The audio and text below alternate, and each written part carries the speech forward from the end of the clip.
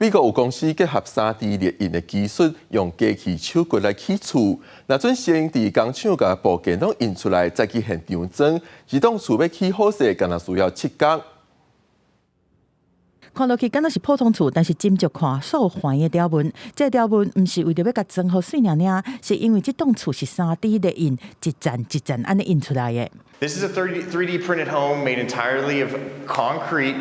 And we print layer by layer utilizing a CAD file that we slice, just like your desktop 3D printer. 美国这间新创公司为着要解决欠大房厝价伤贵的问题，想着讲要用3D 列印的技术来起厝，因伫大型的列印机内面灌暗蒙图，再搁加上机械手，就当印出各种无共经过含型的厝。另外一间公司是甲厝拆做几个部分，分别伫工厂内面先制作好，再搁运去现场来组装。公司甲这种厝叫做无地化的厝，虽然讲这种概念进前都有啊，但是透过更较好的流程的设计，会当互起厝是变甲更较有效率。公司的高层讲，伫室内就先甲做好有真侪好处，除了会当伫5工到7工内就起好一栋厝，佫会当避免工地现场因为天气的状况歹，影响到施工的进度。更较重要的是，这种新建筑工法，只会产生3%的废弃物，是传统建筑工法的1/10。公司新闻由派准编译。